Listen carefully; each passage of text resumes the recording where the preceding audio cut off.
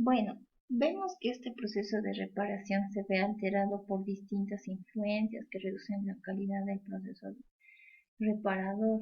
Estos van a ser los factores locales y factores sistémicos. Dentro de los factores locales, uno de los principales factores es la infección, una de las causas clínicamente más importantes de retraso en la cicatrización, que prolonga la inflamación y puede incrementar el alcance de la lesión tisular a nivel local. Factores mecánicos como el aumento de la presión a nivel local o la torsión hacen a veces que las heridas separen sus bordes con la consiguiente dehiscencia y o rotura de la herida. La presencia de cuerpos extraños, por ejemplo, incluso los hilos de sutura interfieren en el proceso y producen una reacción inflamatoria intensa e infección. También la presencia de vidrios, acero, hueso, etc. El tamaño, localización y tipo de herida actúan en la reparación, ya que el restablecimiento completo únicamente tiene lugar en tejidos compuestos por células estables y lábiles, y aún así, las lesiones extensas probablemente experimentan regeneración tisular incompleta y pérdida de la función, al menos parcial. Y el tamaño de la herida, obviamente la localización, puesto que una localización superficial es muy diferente a una localización de tejidos profundos, de órganos, de vísceras, y los factores sistémicos, entre los que están la nutrición, el estado circulatorio, hormonas y estado metabólico. La nutrición, por ejemplo, una deficiencia de proteínas nos retrasa la reparación, incluso la deficiencia de vitamina C inhibe la síntesis de colágeno y retrasa la cicatrización. El estado circulatorio, alteraciones hematológicas como la neutropenia y alteraciones de la coagulación demoran el proceso de reparación. También una irrigación inadecuada por arteriosclerosis, varices van a retrasar este proceso. El uso de glucocorticoides, por ejemplo, o esteroides que tienen efecto antiinflamatorio y su administración debilita la cicatrización por inhibición de la producción de la TGF3 y disminución, por ende, de la fibrosis. Estado metabólico, pacientes diabéticos. Nuestros pacientes diabéticos tienen el trastorno metabólico que afecta en la reparación de tejidos por muchas razones. Incluso es uno de los estados que retrasa mucho más la reparación, ya que enlentece la misma. Bien, el proceso de cicatrización de heridas cutáneas comprende tanto la regeneración epitelial como la formación de cicatriz de tejido conjuntivo. Por lo tanto, los principios generales son de aplicación en la cicatrización de todos los tejidos, y en función de la naturaleza y el tamaño de la herida, la cicatrización se va a dar por primera o por segunda intención. En la cicatrización por primera intención refiere a la curación de una herida de las siguientes características. Tiene que ser una herida limpia y sin infección. Tiene que ser una herida por incisión quirúrgica. Tiene que ser una herida sin pérdida importante de células y de tejido. Y tiene que ser una herida en la que los bordes de la herida se puedan aproximar con sutura quirúrgica.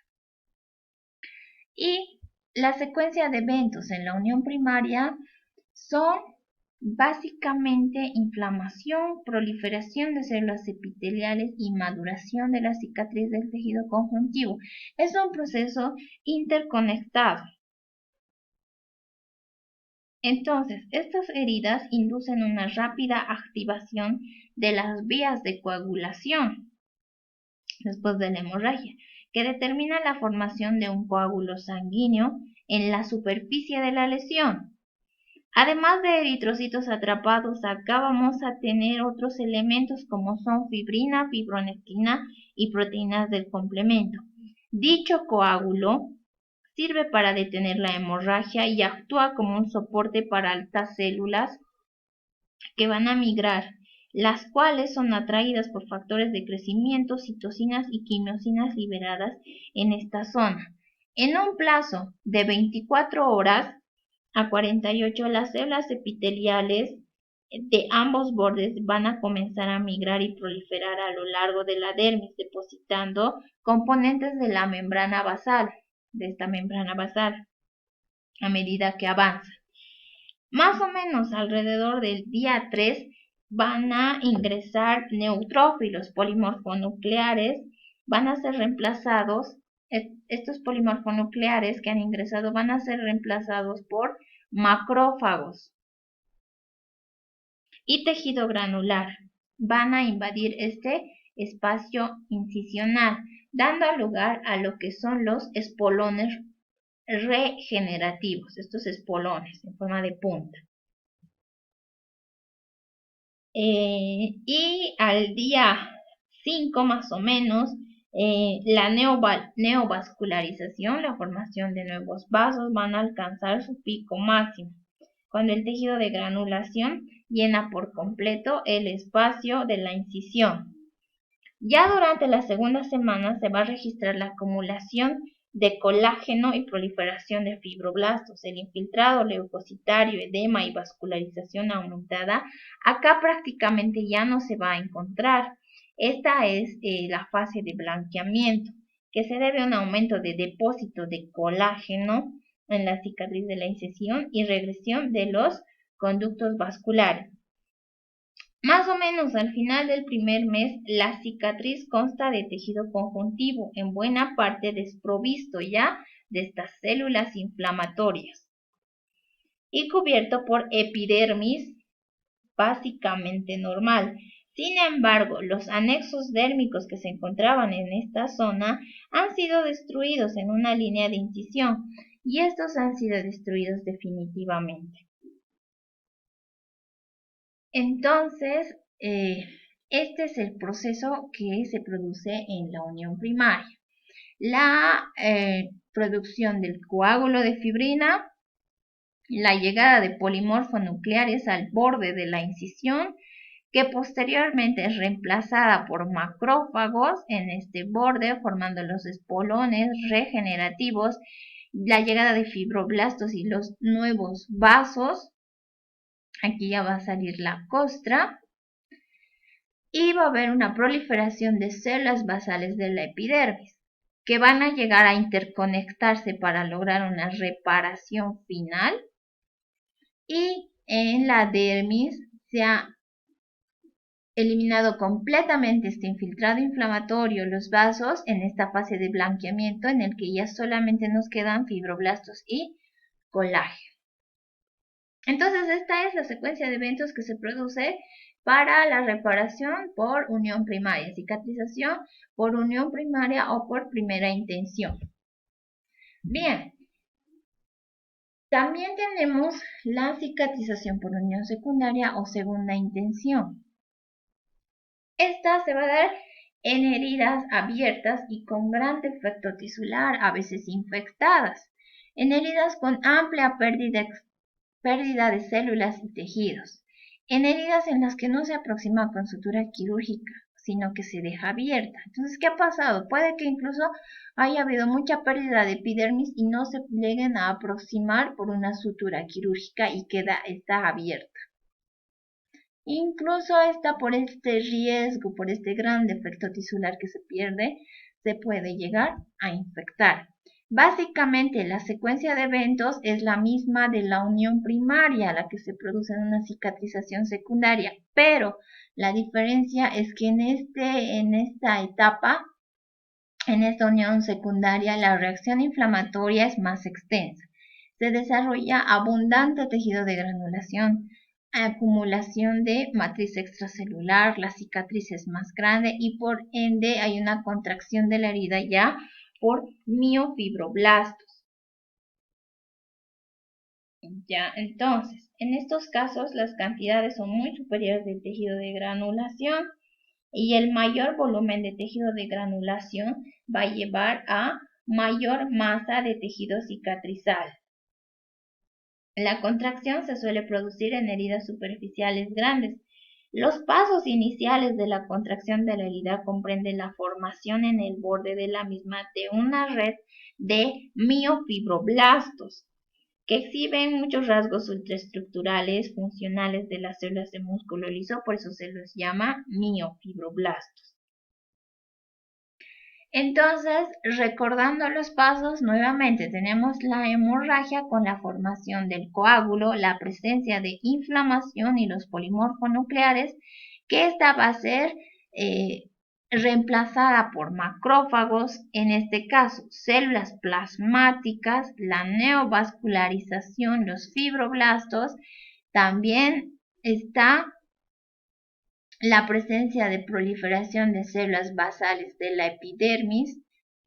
Acá hay un claro límite del tejido viable del tejido necrótico. Este es el llamado tejido necrótico o costra que va a salir. Y la fase de blanqueamiento en el que hay una proliferación del colágeno. Pero acá, a diferencia de la unión primaria, vemos la epidermis con la retracción de la herida. Entonces, la reparación es la sustitución de células muertas dañadas por células sanas vitales. Acá vemos la presencia de los elementos que van a intervenir en la reparación, los fibroblastos, la neovascularización con la formación de nuevos capilares, el colágeno, el tejido de granulación, el coágulo. Y este es un esquema extraído de Robbins en el que se ve la diferencia entre ambos tipos de curación, por primera intención y segunda intención. Vemos básicamente los esquemas se parecen, pero la amplitud, el tamaño y el tipo de herida es la que la diferencia. A las 24 horas dijimos que había el reemplazo por polimorfonucleares. 3 a 7 días ya está el tejido de granulación y las mitosis activas, entran los macrófagos, la neovascularización y semanas después ya está la unión fibrosa. Y en este caso hay una retracción de la herida. ¿Por qué? Porque dijimos que estas heridas son mucho más grandes.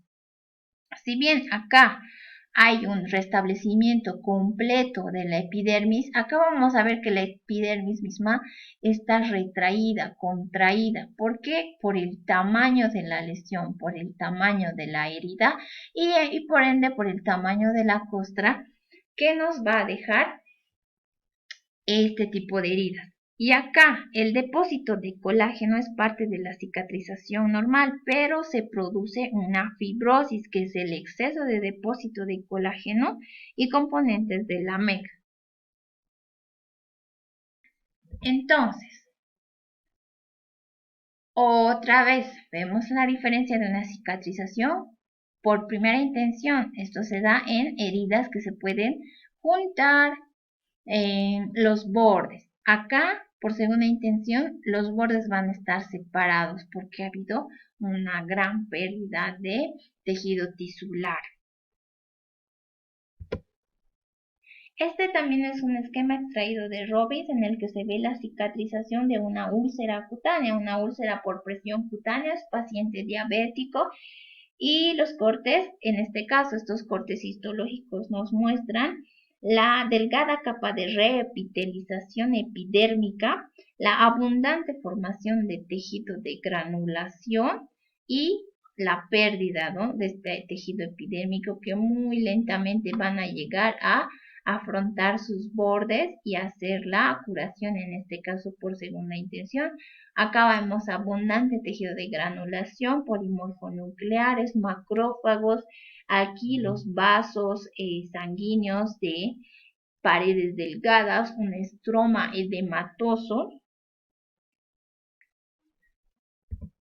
Y, como dijimos, en realidad el término y el proceso de reparación va a incluir varios elementos que tienen que trabajar de forma coordinada, algunos de forma especializada, que tienen que ir a procesos interconectados para llegar a un mismo resultado, que en este caso tendría que ser guiado por niveles más superiores. Se van a hacer varios procesos para lograr finalmente lo que es la reparación. Pero este es Esta es la reparación que se hace de forma completa.